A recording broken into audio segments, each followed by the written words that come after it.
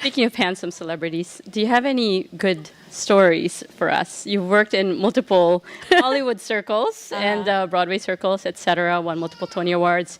You've rubbed elbows with a lot of these interesting people. Any good stories or favorite actors? Yeah. Oh, okay. I have a story about Hugh Jackman. And this is before his success as Wolverine on X-Men. Very few people, when he blew up like crazy on film as Wolverine on X-Men, when I saw the trailers, I'm like, wait a minute. I know this guy.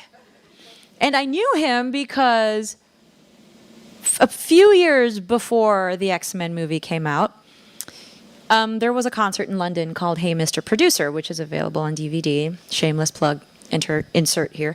No, and I was invited to be part of the concert to perform selections from Miss Saigon as well as selections from Les Mis and to be part of this big Sondheim section. I was only too honored to do it. One of my girlfriends who had done Miss Saigon with me, she said, okay, for the second act, you have to make sure you are, for the Rodgers and Hammerstein section, you have to make sure that you are sitting in the house. And I said, why? And she said, just trust me, just do it. Okay, so I sit in costume, still in whatever costume I was wearing, so I'm sitting a few seats away from another actor. And from out of nowhere, a cappella, you hear this voice just singing, "There's a bright golden haze on the meadow." I'm like, who's that? Who is that? Who is... And it was the kind of a voice that kind of just made you sit up and what's going on? And you felt this anticipation. And then here comes this very tall, over 6 foot man dressed up. He was about to open 2 weeks later in Oklahoma. And so he came out, this tall, beautiful, rugged Australian man, and just singing with this big smile on his face, standing straight and tall and extremely confident. And I'm like, oh my God. And I heard sighs from the other ladies in the audience at the time going, just looking at him. And he just continued to sing, just note perfect and smiling and gorgeous. And I'm like, oh my God. It's a musical theater man, and these kind of men were so rare. And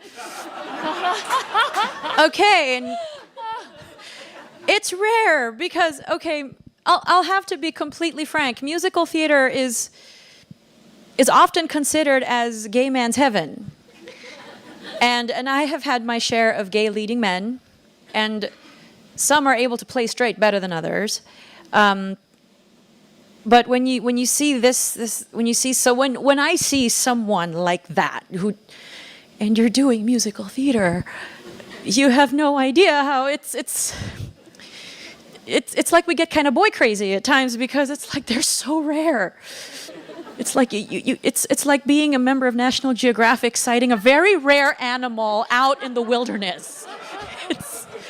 It is of that magnitude, and it's just magical when you finally spot one, and you have to get your binoculars out and take lots and lots of pictures and take copious notes. But he just stood there and just sang, and I could not take my eyes off of him because he was beautiful and magnetic and incredibly charming. And I think the Oklahoma film starring him is available it's on YouTube, and you can find it on YouTube, and you'll understand when you see this. And it was a charm that could transcend.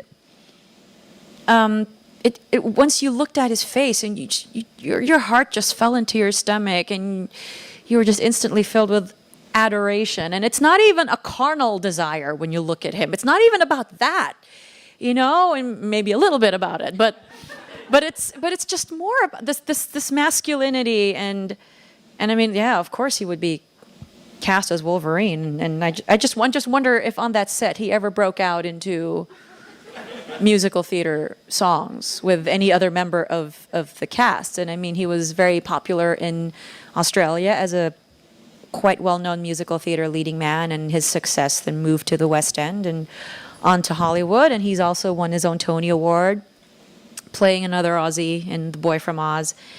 And I'm just so happy that he's just garnered so much incredible success, you know, and on film and on stage, and that he's not forgotten his roots. And I think he actually received, I don't know if it was management advice or representative advice, like, you shouldn't be prancing on stage singing and doing musical theater. And I'm glad that he didn't follow that advice, because his kind of magic, there's something about him live in a theater just a few feet away from him. It cannot, I mean, I saw the films, I saw the X-Men films, and you know, and I've seen the YouTube clips, but there's nothing like being a few feet in front of him, and yeah, there's nothing like that. I mean, he's pretty darn special, live and up close.